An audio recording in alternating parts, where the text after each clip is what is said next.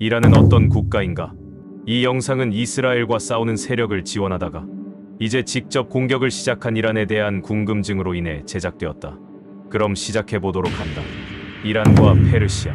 이란은 오랫동안 페르시아라는 이름으로 알려져 있었다. 이 이름은 고대 이란계 부족의 이름 혹은 지명인 파르스에서 유래했다.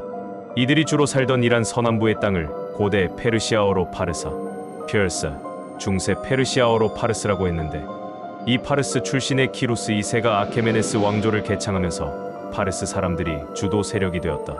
이 파르스를 고전 그리스어로는 페르세스 피엘스, 페르시케 페르식, 페르시스, 벨시스와 같이 기록하였다. 이것을 라틴어로 펄시에라고 쓴 것이 서구 세계에 완전히 정착된 것이다.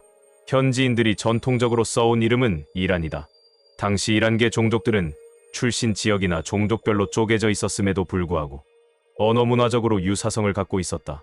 이들 중 특히 현대의 이란 국경과 비슷한 강역을 지배했던 파르티아 시대, 아리아인이라는 종족관념이 점차 확대된 것 같다.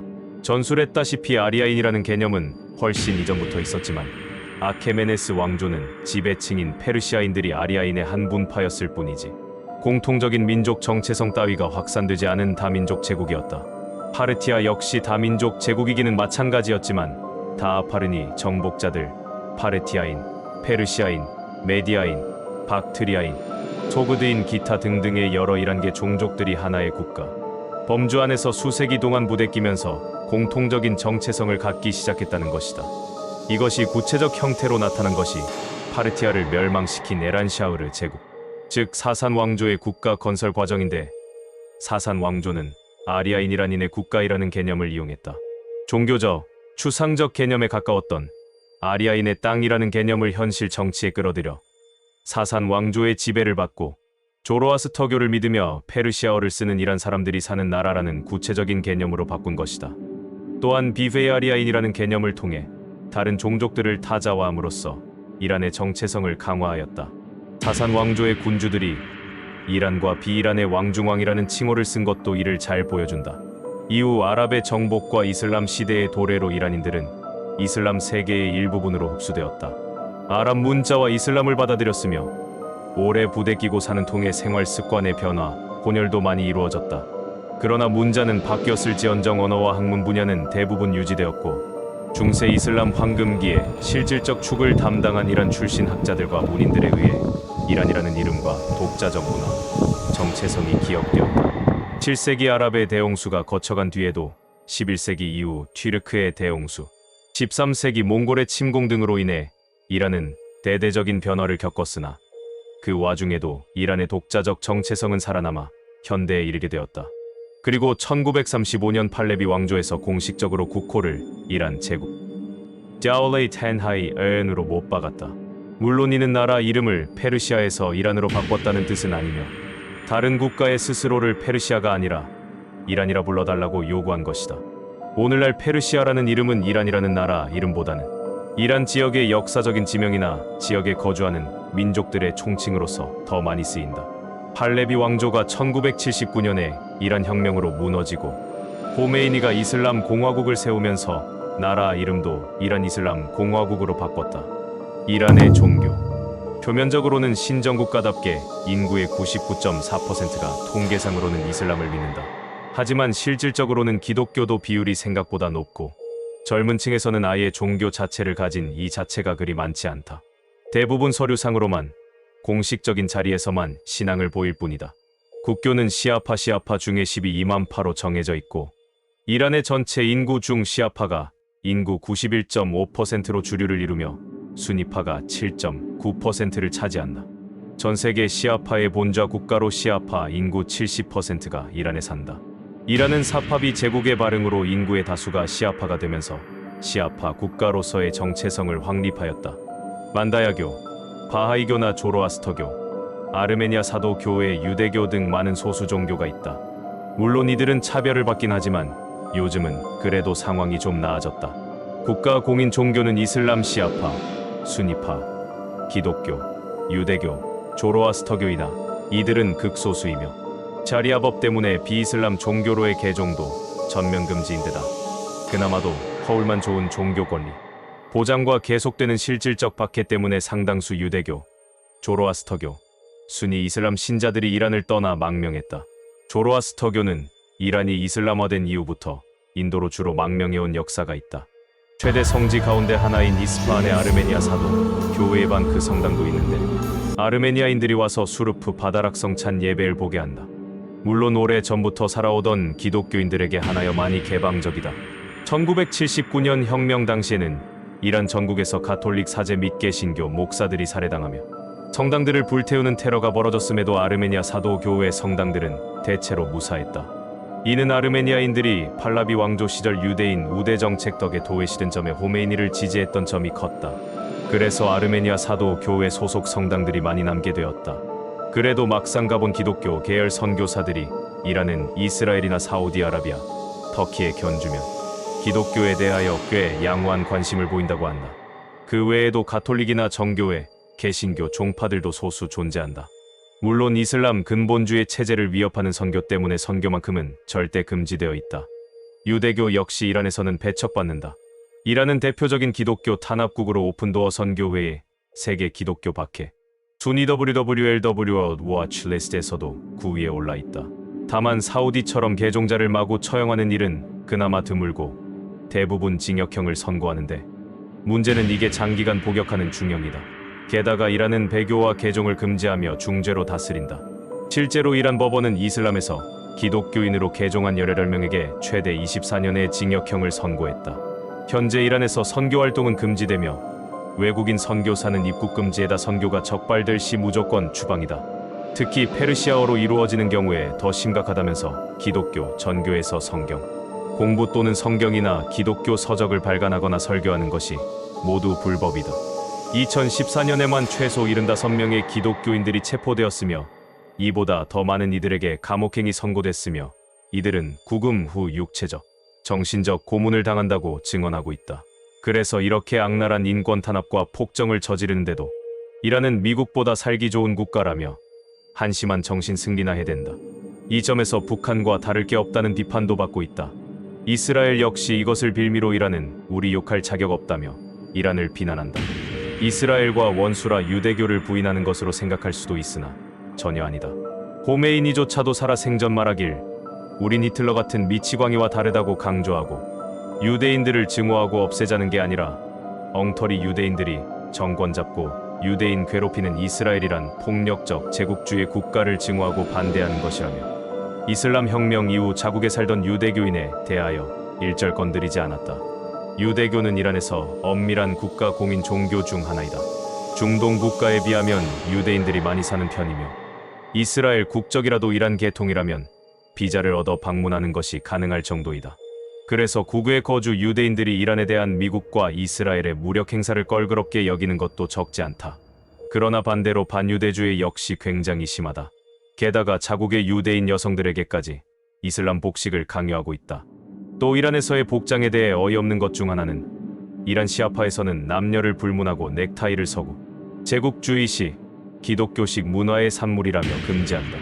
그래서 아마디네자드 전 대통령을 비롯해 이란의 공직자들과 공무원, 외교관, 사회인사 등을 보면 와이셔츠와 수트는 입어도 유독 넥타이는 안 매는 경우가 매우 많은데 이들이 시아파 신정정권의 넥타이 금지령을 엄격하게 따르기 때문이다. 웃긴 건 넥타이를 뺀 수트, 서양식 구두, 와이셔츠 등은 서구 제국주의의 산물이 아니라고 보는 것이다. 이 때문에 넥타이 대신 조끼를 많이 입는 편이다. 단 넥타이 금지는 이란 이슬람 정권의 괴악한 해석일 뿐 이란 본토나 헤즈볼라 등을 제외하면 이런 모습은 거의 없다. 당장 팔레비 2세만 해도 넥타이 잘 매고 다녔고 해외 망명 이란인들, 비이란 계열의 시아파인 알라위파나 이란 외의 시아파 거주자들은 이런 교리에 신경 쓰지 않고 넥타이를 일반인과 다름없이 잘 매고 다닌다. 옆나라 이라크의 시아파인 누리 알말리키 전 총리나 시아파로 인정받은 알라위파인 시리아의 바샤르 알 아사드 대통령 등 버젓이 넥타이를 착용하고 다니는 시아파 유명인들도 상당하다. 그 외에 소수 종파인 조로아스터교는 이란의 전통 종교라서 겉으로는 간판으로 삼고 있지만 보수적인 이슬람 율법을 조로아스터교 신자들이 강제로 강요받는 상황에 조로아스터교 신자들이 심한 피로감을 느끼고 있다. 조로아스터교 계율은 술을 허용하고 담배를 절대 금지하지만 이슬람에서는 술을 금지하고 담배는 방치하는데 조로아스터교도들 입장에서 무슬림들한테 함부로 앞에서 담배 피우지 말아달라고 부탁하기 무척 애매하다고 한다. 또한 조로아스터교는 개를 신성한 동물로 여기지만 시아 무슬림들이 개를 워낙 싫어하기에 갈등이 일어난다. 시아파에서 갈라진 바하이교 또한 잔혹한 박해를 일삼는다.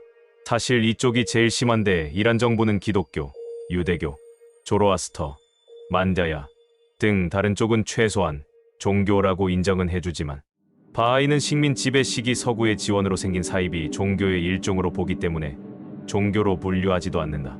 팔레비 왕조 시절에는 바하이들에게도 시민권을 주려고 했으나 보수적인 시아파 율법학자들이 대대적으로 반발해서 취소되었고 이슬람 혁명 당시 바하이 중에 재산이 있는 사람들은 무슨 일이 벌어질지 짐작하고 대거 미국으로 망명했다. 신정 정부에 의해서 많은 수의 바하이들이 목숨을 잃었는데 만약에 신정 정부가 유대인, 조로아스터교 신자, 만다야교 신자, 아시리아인 같은 고대 소수파 종교 신자들을 죽이면 국제사회에서 맹비난을 받게 되지만 바하이를 탄압하면 대내적으로는 보수 율법학자도 만족시키고 대외적으로는 걸프 순니 아랍 국가들의 호응을 받기 때문이다.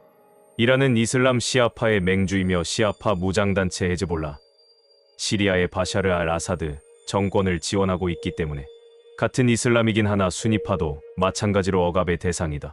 이슬람 수니파 극단주의자들의 주적으로서 수니파 무장단체, 다에시와 알카에다 등이 이란 내에서는 크게 사고친 적이 없었다. 하지만 2017년에 IS가 이란의 수도 테헤란의 국회의사당과 남부 호메이니 영묘에서 테러를 벌였다. 이 테러로 17명이 사망하고 52명이 부상당했다. 이로써 이란도 더 이상 IS로부터 안전지대가 아니게 되었다. 이란은 테러의 배후가 미국과 사우디에 있다며 복수하겠다고 했지만 미국과 사우디는 부정하며 테러를 비난했다. 이란은 이슬람 탓에 주말은 오직 금요일 뿐이며 현지에서 술을 마시면 징역을 살아야 한다. 다만 페르시아력의 새해인 충분히 있는 3월에 전체 공휴일 중 적어도 5일가량이 있다.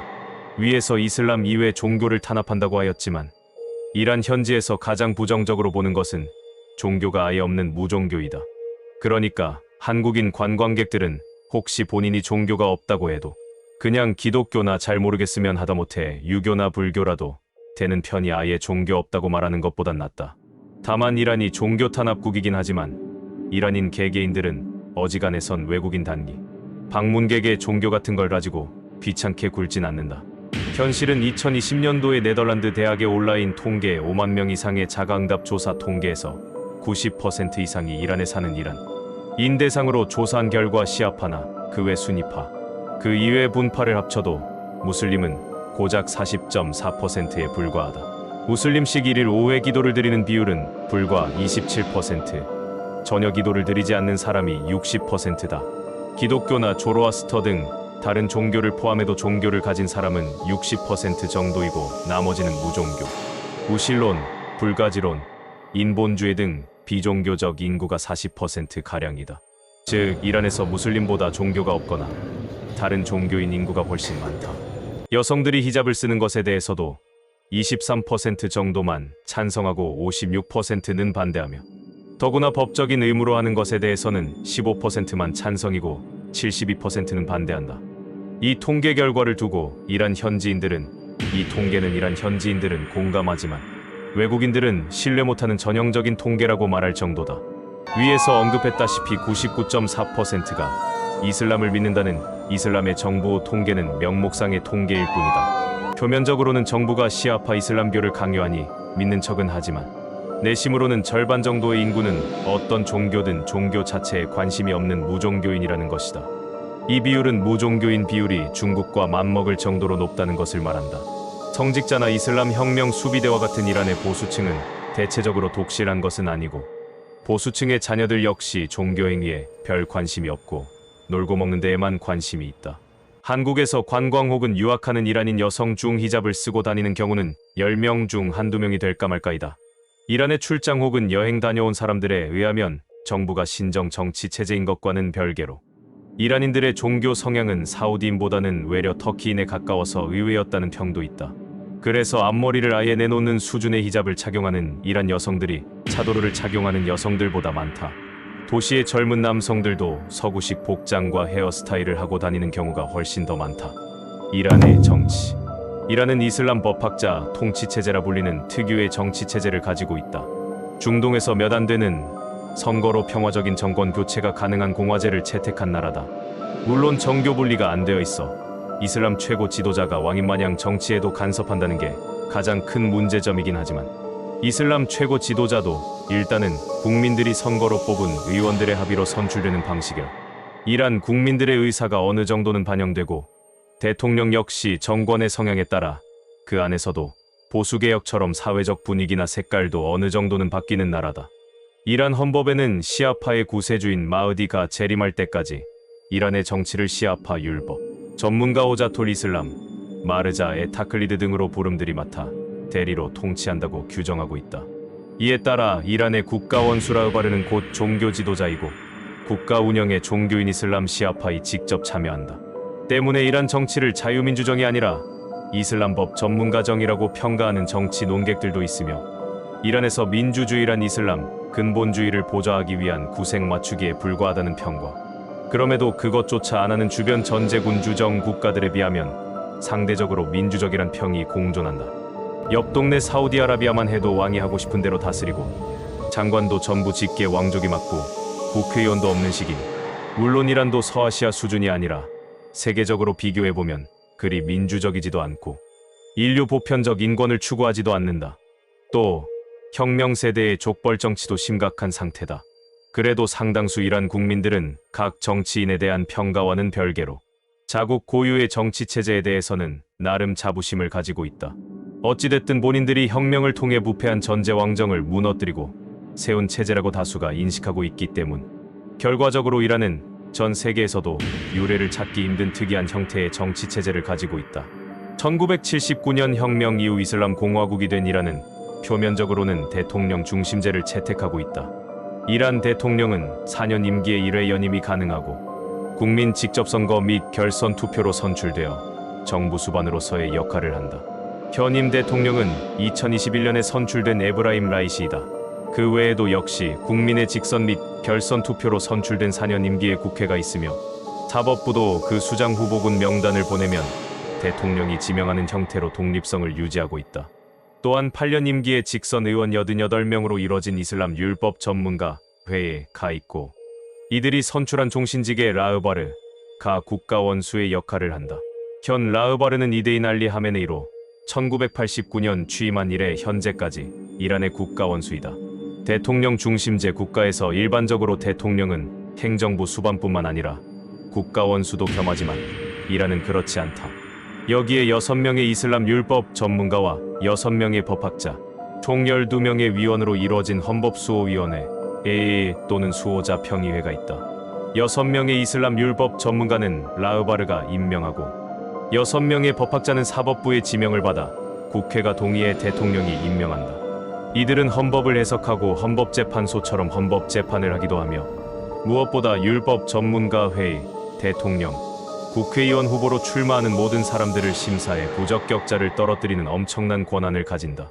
이런 식의 정치체제는 삼권분립과 신권정치를 결합한 정치체제라는 평가를 받는데 말만 삼권분립이지 라흐바르가 모든 국가 권력을 쥐고 휘두르며 라흐바르는 임기 그딴 것 없이 종신직으로서 수십 년을 해먹고 있다. 특히 헌법수호위원회의 후보 심사 과정에서 개혁파 후보들을 죄다 떨구어 법학자, 체제와 심각한 인권 탄압을 유지하는 원동력이 되고 있다. 그래도 선거가 그럭저럭 이루어지기는 하기에 전제 왕정이나 세습, 대통령이 수두룩한 중동에서 이스라엘, 레바논, 이라크, 튀니지 등을 제외하면 그나마 대의제 민주주의가 자리잡아 체제 내 정권 교체가 이뤄지는 나라기도 하다. 그 동네에서는 민주의식이 높기는 한 모양인데 예컨대 미국 아프가니스탄 전쟁 직후의 신아프간 헌법을 논의하는 본번 회의에서 아프간 헌법에 민주주의에 대한 언급을 넣어야 한다고 이야기한 것은 미국 대표가 아닌 이란 대표였다. 헌법 초안을 검토하던 이란 대표가 말하길 이와 같은 문서라면 마땅히 민주주의에 대한 언급이 있어야 하지 않을까요? 나중에 미국 대표가 말하길 내가 받았던 훈령에는 민주주의에 대한 언급은 단 한마디도 없었다는 점을 특별히 언급해야겠군요. 또한 문서에 아프간이 국제 테러리즘에 대항해 협력할 것을 약속해야 한다고 제안한 것 또한 개혁파로서 서방과의 화해를 적극 추진했던 하타미 대통령 치하의 이란 대표였다. 헌법수호위원회도 어디까지나 부적격자를 덜부는 것이지, 일단 적격자로 된 사람이 실제 선거에서 이겨서 뭔가가 된다면 대놓고 확 쳐낼 수는 없다. 이는 최고 지도자도 마찬가지. 아무리 실권은 딸려도 국민들이 직접 뽑았다는 대표성을 가지고 있는지라 일단 되고 나면 함부로 내칠 명분은 없다. 때문에 어느 정도 맞지 않더라도 다들 조금씩 양보를 하고 마찰을 피할 수밖에 없는 것이며, 대통령도 헌법수호위원회도 최고 지도자도 서로 대놓고 충돌하는 것은 피하는 것이다. 사실 정말로 이질적인 사람은 헌법수호위원회가 부적격자로 미리 자르기 때문에 남은 사람들 사이에서 의견 차이가 있을지언정 극단적으로 갈리는 경우는 없어서 그럭저럭 합의점을 찾는 편이다. 1987년 호메이니의 교시에 따라 정당을 허용하지 않고 개인 자격 정치만 허용하며, 따라서 이란의 의회는 정파 중심으로 돌아간다. 정견을 공유하는 느슨한 정파연대를 중심으로 정치단체를 구성한다. 이란 국회의원 선거의 가장 큰 특징은 바로 헌법수호위원회가 후보자가 후보 신청을 하면 사전 자격 검증을 거쳐야 한다는 것이다. 국제사회는 당연 이러한 행위를 반민주적이라고 지적하지만, 이란은 서구식 민주공화제가 아닌 이란 고유의 이슬람 공화국이기에 후보자 검증 과정에 이슬람 율법학자들의 개입이 필수적이라고 주장하고 있다. 또한 이 나라의 선거 연령은 전 세계에서 가장 낮은 수준인 15세부터다. 이란 현지 고등학교 1학년 25에 해당하는 나이부터 선거에 참여할 수 있기 때문에 변화를 원하는 젊은이들이 유권자의 다수를 차지하고 있다는 사실은 이란 사회 진보의 가장 강력한 동력원이다. 이들은 이슬람 근본주의에 반발이 적지 않고, 이 때문에 이슬람 법학자 정부의 탄압을 받아 감옥에 들락날락하는 친구들도 제법 있는 것으로 알려져 있다. 2017년 대선 후보자 수가 1636명이라서 화제며 나이도 18세부터 92세까지 다양했다. 헌법수호위원회의 심사 후에 후보가 6명으로 좁혀졌으며, 이 중 여성 후보는 모두 탈락해서 여성계의 반발이 있었다. 이 선거에서 하산 로하니 현임 대통령이 57%의 지지율로 재선되었다. 2017년 대선 후에는 라흐바레인 알리 하메네이와 하산 로하니 대통령의 갈등 조짐이 드러나고 있다. 2017년 말 이후 반정부 시위가 산발적으로 이어지고 있다. 2021년 대선에서 보수파 에브라임 라이시 대법원장이 당선되면서 8년 만에 정권 교체를 이룩하게 되었다. 그러나 이번 대선 후보 중에서 하산 로하니 같은 개혁파 후보는 모두 사전 검증에서 낙마하고 피선거자가 보수 일색이 되고, 이에 대해 반발하는 국민들이 투표 보이콧을 선언. 지난 대선보다 무려 24.55%가 낮은 48.78%로 역대 이란 대선 중 최저 투표율을 기록했다. 이런 상황 속에서 무려 72.3%에 가까운 득표율로 압승했고, 약 13.7% 남짓의 득표율로 참패한 모흐센 레자이도 같은 보수파 중도파는 압돌라 세르 햄마티를 단일 후보로 내세웠으나 9.8%도 안 되는 처참한 득표율로 광탈했다. 팔라비 왕조를 혁명으로 뒤엎고 현재의 정부 체제를 수립한 나라라 그런지 이란 혁명 당시 미국 등 서방으로 망명한 팔라비 구 왕족들에 대한 이란 귀국이나 방문을 일체 허락하지 않고 있다. 이란의 인권. 이란은 이슬람 근본주의라는 틀에서 벗어나지 못한 나라로 인권 탄압 상황도 심각하며, 이는 현재 진행형이다. 그나마 정권에 따라 사회 분위기나 색깔도 조금씩 변하지만, 그래봤자 탈레반 집권 하에 이웃나라 아프가니스탄보다 조금 온건한 수준에 지나지 않는 이슬람 신정체제 국가이다. 대표적인 순위파 꼴통 국가로 꼽혔던 사우디아라비아는 무함마드 빈 살만 왕세자 집권 이후에 비록 진정성이 의심되긴 해도 개혁 정책을 펼치면서 이슬람 근본주의 색채를 점차 빼고 어느 정도 세속적인 사회상으로 바뀌고 있어 이란과 신세가 역전되었다. 적어도 사우디는 마구잡이로 자국민들에게 기관총을 갈겨 학살하거나 타형수를 잔인하고 고통스럽게 처형하지는 않는다. 1979년 이전 팔라비 왕조 시절에 백색 혁명으로 여성이 참정권, 교유권을 얻고 사회 진출도 하며 서구 문화도 어느 정도 들어온다. 부패한 전제 왕정을 무너뜨린 것은 좋았지만 이슬람 국가로 회귀한 이슬람 혁명 이후 이란은 공공장소에서의 공연을 법으로 금지하며 심지어 국영방송에서도 음악 연주 장면을 거의 방영하지 않는다. 성차별도 심각해 자국민은 물론 외국인과 소수민족, 다종교 여성에게까지 히잡을 비롯한 이슬람 복식을 강요한다. 심지어 SNS상에서도 여성은 히잡 쓴 사진만 올리게 하며 쓰지 않은 사진을 올릴 경우 처벌한다. 그런데 정작 이란 고위층 자녀는 마음껏 올린다.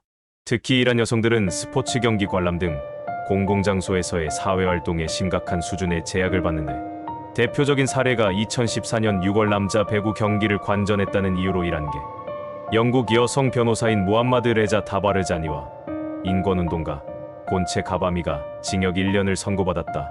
11월 보석으로 풀려났다. 2017년 국제배구협회의 압력을 못 이겨 배구 경기의 여성의 입장을 제한적으로 허용한다. 2018년 사우디아라비아가 여성의 스포츠 경기 관람을 허용해 유일하게 여성이 경기를 관람할 수 없는 나라였으나, 이듬해인 2019년 여성의 경기장 출입을 허용한다. 2022년 현재는 이란도 여성이 자유롭게 경기를 관람하게 되었다. 영화와 드라마도 미혼의 남녀 배우가 같이 주연을 맡는 것을 철저하게 금지하며 반드시 부부 배우만이 주연을 맡는다.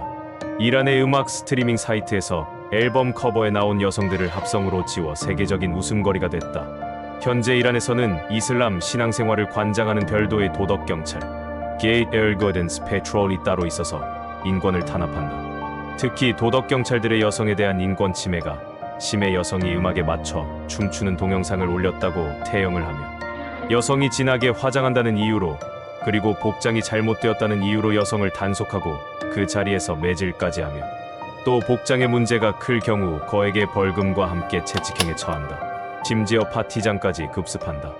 또 이란은 국내의 공공장소에서 춤과 노래도 금지한다. 다만 결혼식이나 노루즈라고 부르는 새해에는 집안이나 공터에서 밤을 새워가며 춤을 춘다. 언급했듯이 이란에서는 단순히 남자 배구 경기를 관전했을 뿐인 영국계 여성을 샤리아를 어겼다면서 체포하고 징역형으로 처벌하고, 월드컵에서 자국을 응원하며 춤추고 노래한 사람들을 타락했다며 체포했다. 또한 이란 여배우 골시프테 파라하니가 누드 화보를 찍자, 이에 이란 정부는 그녀의 가슴을 잘라내서 아버지에게 전달하겠다라는 망언을 했다. 결국 골시프테 파라하니는 망명을 가 프랑스인이 되었다.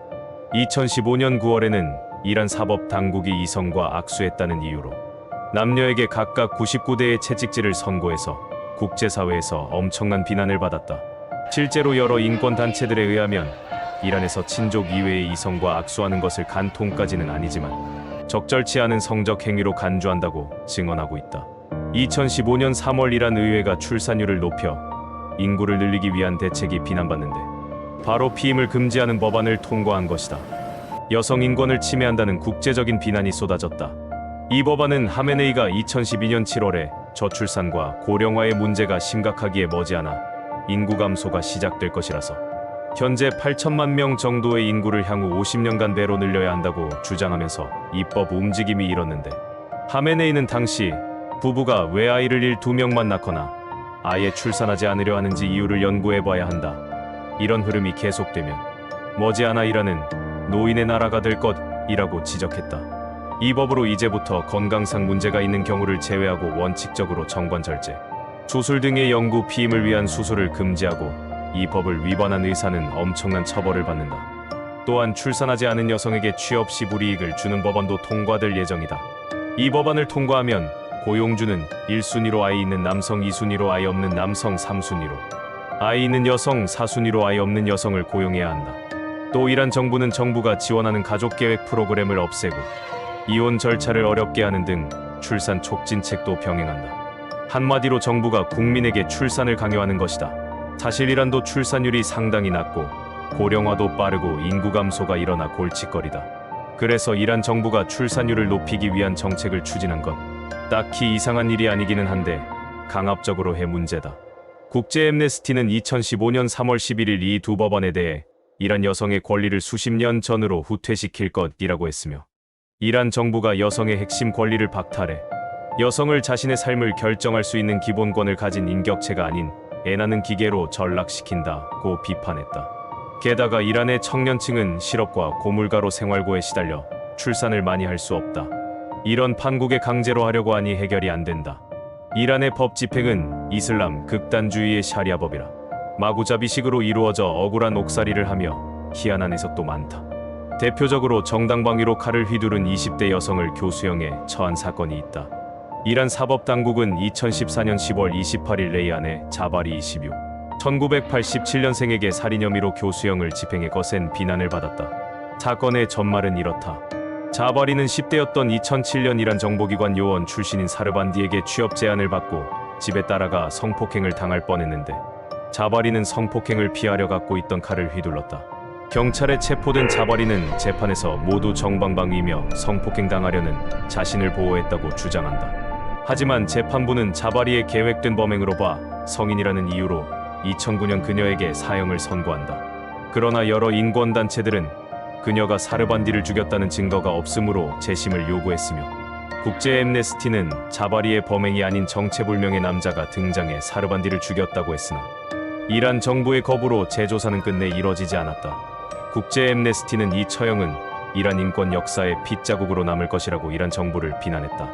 기사 2016년에는 시스탄 발루치스탄 주에서 한 마을의 성인 남성 전원을 마약 혐의로 처형했다. 이란 재판부는 몇몇 여성들에게 여성을 어깨까지 묻은 죽을 때까지 돌을 던져 결국 사망하도록 하는 투석형을 내린 것이다. 2015년 한 여성은 남편 살인 사건에 연루되어 유죄 판결을 받았고 이런 투석형을 당해 결국 엄청난 고통 속에 사망했다. 심지어 이란 정부가 세계 인권의 날 International Human Rights Day 이토록 잔인하게 한 여성에게 투석형을 선고해 죽게 한 것은 국내외로 큰 공분을 산다. 영국의 인권보호센터 Human Security Center의 총무인 줄리 레나즈 줄리 리너즈는 앞서 예루살렘 포스트 제루살렘 포스트에 이란 법에서 여성들은 간음죄에 대해 투석형을 선고하고 있고 청소년들의 처형도 허용한다면서 이란에서는 매일 3명의 교수형이 집행되고 있으며 인권에 대해 전혀 관심이 없는 불량국가 페어리아 스테이트라고 비난했다. 이란에서 범죄자의 손가락을 자르는 형벌이 공개적으로 추진되어 논란이 됐었는데 실제로 집행하는 장면을 공개하여 집행한다는 사실이 밝혀졌다. 영상에서는 대중이 모인 광장에서 눈을 가린 남성이 복면으로 얼굴을 완전히 가린 집행관 2명에 붙잡혀 손가락 절단기에 손을 올려놓았으며 나머지 1명이 절단기 장치에 부착된 핸들을 돌려 남자의 손가락을 잘랐다. 이후 남자의 피 묻은 손가락은 요오드에 담겨져 여러 사람들에게 공개됐다. 이란 정부는 형이 집행되기 전 약을 먹어 통증을 느끼지 못한다고 주장하나 이 영상은 세계적으로 큰 충격을 주었고 전 세계에서 너무나 잔혹하며 도가 지나쳤다는 비난이 쏟아졌다. 또 이란은 언론 탄압이 극심하다. 2023년 기준으로 언론 자유 지수가 177위로 세계 최하위권이며 현재 이란에는 세계적으로 가장 많은 언론인들과 사회활동가들이 구금돼 있는데 이란은 언론 자유를 탄압해 중국에 이어 가장 많은 30명의 언론인을 투옥한 상태라고 인권단체 언론인보호위원회는 밝혔다. 실제로 워싱턴 포스트 제이슨 레자이어는 이란의 국가 안보에 반하는 행동을 한 간첩 혐의로 체포돼 1년 넘게 수감돼 있으며 이란 정보 당국이 세계 인권의 날인 2014년 11월 10일 유명 여성 인권 변호사 나스린 소투데를 이유도 밝히지 않고 몇 시간 동안 체포해 구금했다. 이러한 이야기들이 고작 몇 사례에 불과할 정도로 많은 기자들이 이란에 의해 불법적으로 구금돼 있다. 특히 이란에서 진보적이라는 언론사 카르고자란 신문사도 틈만 나면 이란 정부에게 탄압을 받는데 카르고자란 신문은 2009년 1월에 하마스가 가자지구에서 저지르는 인권 침해를 비판해 이란 정부에 의해 정간당하고 이 비판 글을 쓴 기자가 체포되었다. 이유도 기가 막힌 게 단순히 하마스의 인권 침해가 너무 심하다고만 했는데 이것을 이스라엘의 가자지구 공습을 정당화하고 하마스와 무장단체를 테러리스트로 묘사한다고 했다. 2020년에 이란 체제와 인권 탄압을 비판한 언론인 루올라 잠을 체포하려다 그가 프랑스로 망명하자 프랑스까지 쫓아가 납치하여 강제로 끌고 와 재판에 세웠는데 1심 법원이 사형을 선고했다. 샵 대법원에서도 사형 선고받은 지 나흘 만에 사형에 처해버려 거센 비난을 받았다. 학문의 자유도 허용하지 않고 심각하게 탄압한다. 이란의 시인 에크테사리와 무사비는 신성, 모독 내용을 담은 책을 썼다는 혐의로 각각 11년 6개월과 9년의 징역형을 선고받았다. 그러나 이들의 책을 발간하기 전에 이란 당국의 사전 승인을 받았고 결정적으로 이들이 증언하기로 신성 모독 혐의에 대한 자백을 고문까지 이뤄진 강압적인 수사 아래서 했다고 한다. 또한 두 시인과 유사한 혐의가 적용된 영화 제작자 카이반 카리미 역시 최근 6년 징역형 및 223대의 채찍 지령을 선고받았다고 미국에 있는 인권단체인 이란의 인권을 위한 국제 캠페인 측이 밝혔다. 또한 이란에서는 영화 산업에 대한 이슬람의 지나친 규제에 대해서 비판하는 작품을 찍었는데 그 영화에 나온 여배우에게 태형 90대와 징역 1년을 선고하는 막장 독재 정치가 이루어지고 있다. 악마의 시를 지어 호메이니를 화나게 만든 인도계 영국인 살만 루시디도 이단으로 취급해 아직도 사형 선고를 취소하지 않고 있으며, 루시디가 정신질환자에게 피습당했을 때 자업자득이라며 대놓고 모욕하는 행태를 보였다. 국경 없는 기자회의 일원인 모이니는 이란에서 단순히 정부를 비판했다는 이유로 체포된 언론인이 200여 명에 달한다고 말했다. 이란 교도소의 인권 침해도 심각한데, 카르지 지역에 있는 고아르다스트 교도소의 상황을 폭로한 이란의 한 정치범은 포화 상태의 교도소에서 생활하는 것을 지옥과 인간 재앙으로 표현했다. 이란 교도소에 수감된 적이 있는 한 정치범은 공개서한에서 이를 폭로했는데, 이란 교도소의 수감자 학대가 심각하며 수감자는 벌거벗은 채로 몸이 땀으로 범벅이 되고 이에 물린 붉은 자구가 온몸에 가득하다고 말했다. 교도소 안은 더럽고 오염된 공기와 쓰레기가 썩는 냄새, 그리고 막힌 변기에서 나온 오물과 식중독 환자가 뱉어놓은 토사물과 가래로 가득한 비참한 환경이라고 한다. 이란에서 망명을 와서 캐나다의 왕립군사대학교에서 교사로 일하는 하우차 하사냐리 교수는 많은 수감자의 가족이 이와 비슷한 상황을 전한다고 해 이 정치범의 말은 사실로 보인다. 이란의 정치범은 신선한 공기와 제대로 된 음식 또는 의약품을 제대로 공급받지 못하는 상황이며, 심지어 이란 교도소 측은 거의 대부분의 수감자들에게 잠을 재우지 않고 목욕도 못하게 하며 정신적, 신체적 고문까지 하고 있다고 하사냐리가 말했다. 이란의 사형제도 역시 문제가 심각하다. 이란은 2014년 세계에서 중국에 이어 두 번째로 가장 많은 사람들을 사형에 처했다.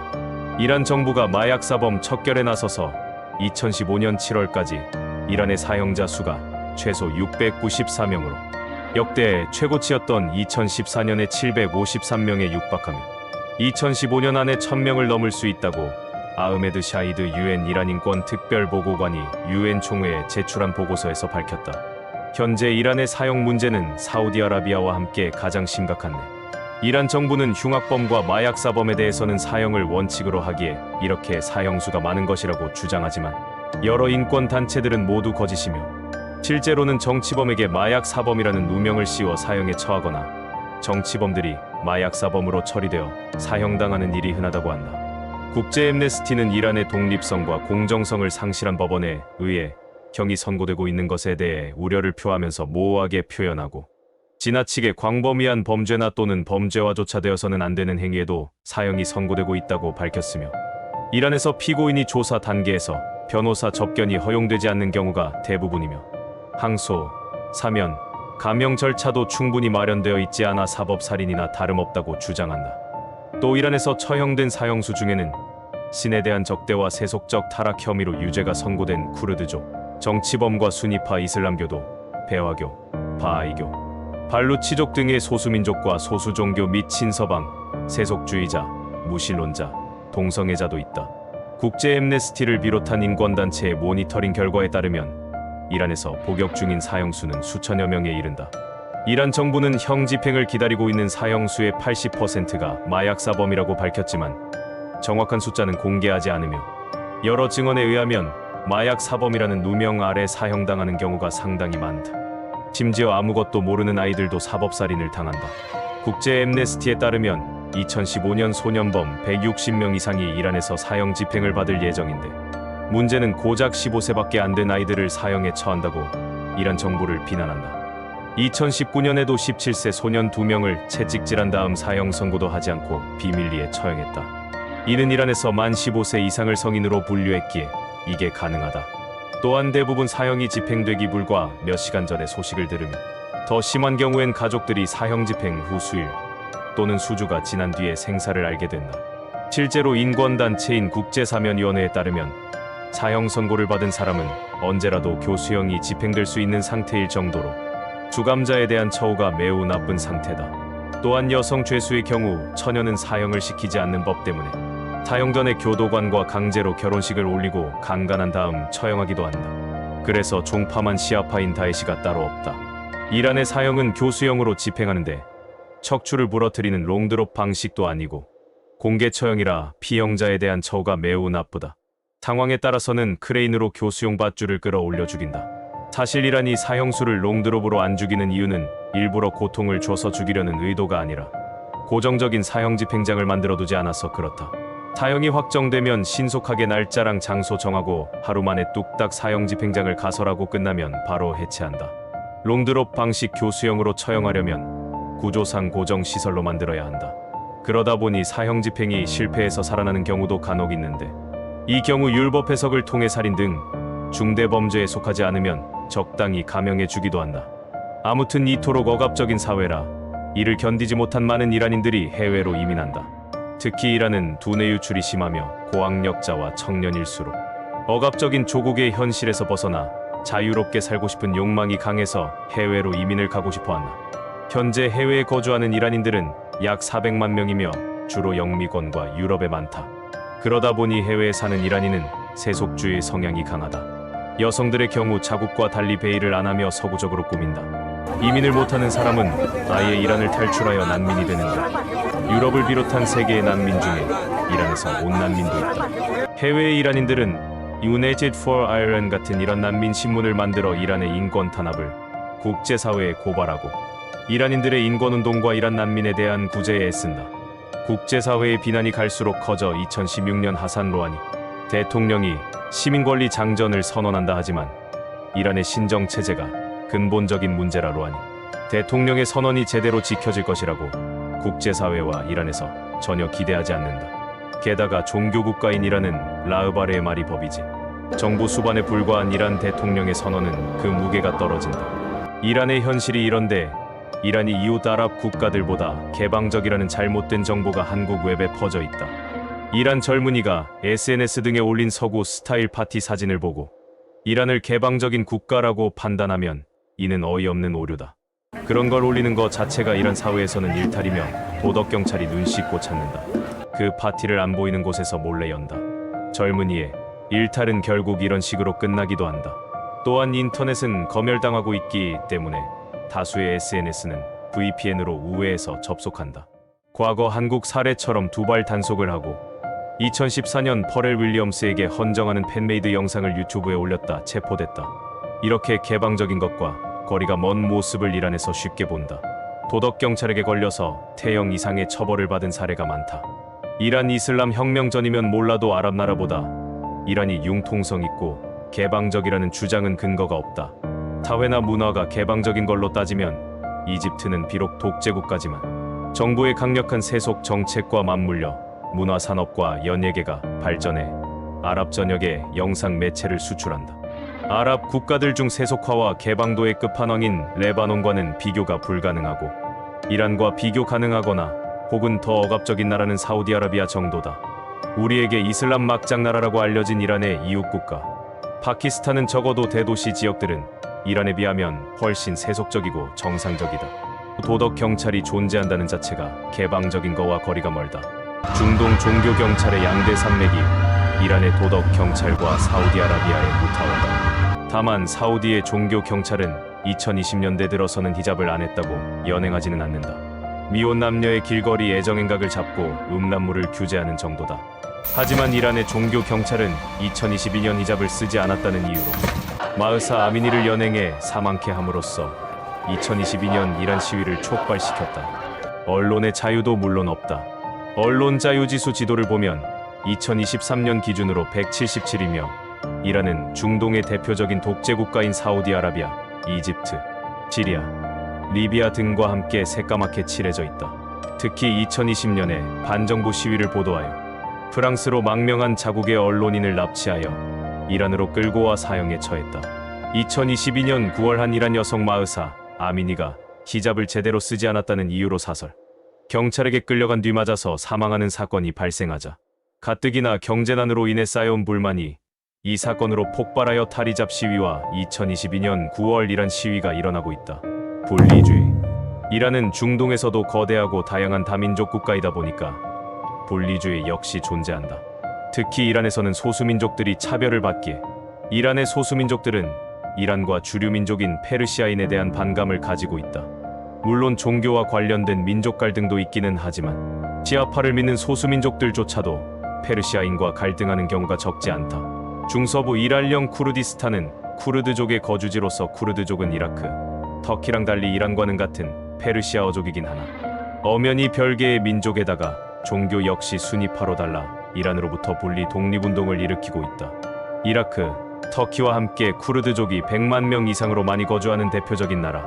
터키처럼 쿠르드인이나 소수민족 통계를 자세히 하지 않아서 정확한 수치는 불명이지만 인구 8% 수준으로 추정되고 있다.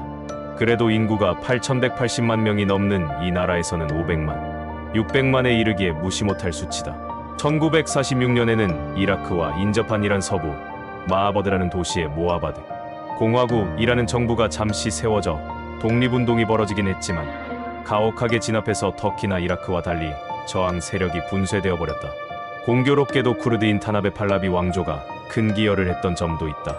더불어 차별도 여전하고 대다수가 서북쪽 춥고 서늘한 산악지대에 모여 살아 하루 벌어 먹고 사는 수준이고 경제적으로 낙후되어 있지만 감시의 눈길이 만만치 않다고 한다. 근래에는 잠잠한 편이었으나 2010년대 들어서 다시 쿠르드 무장단체들이 결성되어 이란군과 교전을 벌이는 등 분리주의가 거세지고 있다. 동남부 발루치스탄에는 발루치족이 사는데 이들은 이란과 또 다른 지배국인 파키스탄으로부터 독립하려는 강력한 운동이 있다. 이란, 아프가니스탄, 파키스탄, 오만에 분할 편입된 점을 봐서 가히 작은 쿠르드족이라고 할 수 있겠다. 파키스탄에는 690만 명, 이란에는 156만 명, 오만과 아프간에는 각각 43만 명과 30만 명이 거주한다. 이란의 발루치족은 대부분 시스타노발루체스탄주에 산다. 발루치스탄 이랄령 쪽으로 가면 수니파 계열 살라피스트 테러리스트가 분포해 있긴 하지만 이들 조직의 지도자 대다수가 사살되어 현재는 별 다른 활동은 없다. 하지만 발루치스탄 시스탄의 주민들이 모두 수니파이며 시아파인 이란 정부에 대한 반감이 굉장하여 이 지역의 발루치 무장단체들이 다시 활개치고 있다. 특히 비민주 국가인 이란 정부는 발루치인들에 대한 처우 개선은 하지 않고 그저 극단적인 정책으로만 토벌하려고 하니 해결은 전혀 되지 않고 발루치 무장단체들은 이란 정부를 계속 게릴라전과 테러로 엿먹이고 있어 이란 정부에게서 골칫거리다. 북서부 아제르 투르크인이 아제르바이잔보다 이란에 더 많아서 역시 분리주의 및 아제르바이잔이랑 페르시아, 아제리인이 서로 합쳐서 대아제르바이잔을 이룩하잔 대아제르 투르크주의 통칭 아제리스탄가 있기도 하지만 발루치, 쿠르드의 분리주의에 비하면 훨씬 미미한 편. 서남부 이라크와의 접경지대 후제스탄은 아랍인의 땅이라 분리주의가 있는데 1980년대 당시 이라크는 후제스탄은 아라비스탄, 호람샤르는 모하마라라 부르면서 이라크의 영토로 귀속되어야 한다고 주장하며 이란-이라크 전쟁을 일으켰다. 이란의 문화. 이란을 얘기할 때 잊지 말아야 하는 것은 이란은 아랍권이 아니라는 점이다. 아래 내용에도 아랍에 대한 언급이 많이 나오지만 이란과 아랍권은 오랫동안 대립하는 문명권이었다. 이란은 한때 페르시아 제국의 지위를 누렸고 인종도 언어도 문화도 산업도 다르다. 이란을 아랍권이라고 부르는 건 마치 한국인이나 일본인을 중화권, 민족으로 취급하는 것과 같은 신뢰이고 이란인은 화를 낸다. 이란은 아리아인 계통의 농경민족이고 이란의 공용어인 페르시아어는 인도-이란어파 계통이다. 반면 아랍인은 셈족 계통의 인종이고 전통적으로 유목민족이었고 아랍어는 세머파 계통이다. 또한 아랍인은 주로 아프리카 북부, 아라비아 반도 주변에 한정돼 분포하지만 이란 인종은 페르시아인 외에도 터키의 쿠르드족, 아프가니스탄의 파슈툰인, 파미르 고원의 파미르인과 같이 널리 분포하고 있다.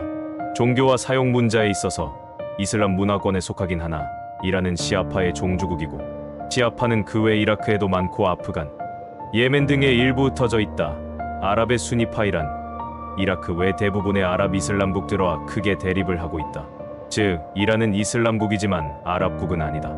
이란과 아랍의 관계는 터키와 아랍과 마찬가지로 서로 다른 문명권이라고 보면 된다.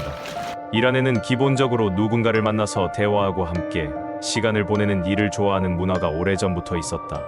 만날 때마다 안부 인사를 몇 차례나 주고받고 저희 차를 마시면서 수다를 떠는 모습은 이런 문화에서 기인한 것이다. 이란인들의 차 사랑은 각별하다. 어디를 가든 차는 빠지지 않는다. 친구네 집에 놀러가도 마시고 가게에 물건 사러 갔다가 마시고 버스 운전하면서도 마시고 짬이 나면 설탕이나 사탕을 듬뿍 넣은 차를 시도 때도 없이 마신다. 버스 제일 앞자리에 앉으면 차장이 차같이 마시자고 주기도 한다. 택시에서도 준다. 심지어 여자를 꼬실 때도 차 마시고 갈래? 라니 말 다 했다. 손님 대접에 큰 신경을 쓰며 아직도 시골 동네에 놀러가면 나를 초대한 친구의 가족들은 물론 거짓말, 조금 보태 근처에 사는 사돈의 팔촌까지 모두 몰려와 함께 밥을 먹고 웃고 떠들며 시간을 보낸다. 외부인에게 뭔가 베푸는 일에 주저함이 없는 편인데 돌아다니다가 곤란에 처했을 때 어디선가 나타난 생면부지의 현지인의 도움으로 문제를 해결하는 사례는 쉽게 찾아볼 수 있다. 날이 갈수록 다른 사람에 대한 경계심이 높아지는, 우리 입장에서는 이해가 안 될 정도의 호의가 일상적으로 오고 간다. 몇 번 받다 보면 내가 다 미안해질 정도. 물론 지역에 따라 온도차는 조금씩 있다. 또한 우리나라도 과거에 길손들에게 일상적으로 호의를 베풀었던 시절이 있었음을 기억하자면 이란의 이런 문화도 도시화가 진행되면 될수록 조금씩 약해질 듯하다. 체면을 중시하는 문화도 강한데 우리나라의 빈말과 유사한 터러프가 대화에 일상적으로 묻어난다. 가면을 쓰고 자기의 본심과는 다르게 이야기하는 경우가 있어 진심으로 편의를 봐주는 줄 알고 덥석 물었다가 낭패를 볼 수도 있다. 즉, 우리 집에서 편하게 있어 라고 하길래 정말로 남의 집에 들어눕고 편하게 있다가는 집주인의 뚜껑이 열릴 수도 있다. 전반적으로 한국인의 정서와 유사한 구석이 꽤 있어 흠칫 놀랄 때가 많다. 물론 이러한 정서는 2020년대에 들어선 현재는 중장년층 이상의 이란인에게서 한정적으로 나타난다. 본 영상의 내용은 나무위키의 이란 편에서 참조한 것입니다. 영상을 마칩니다. 감사합니다.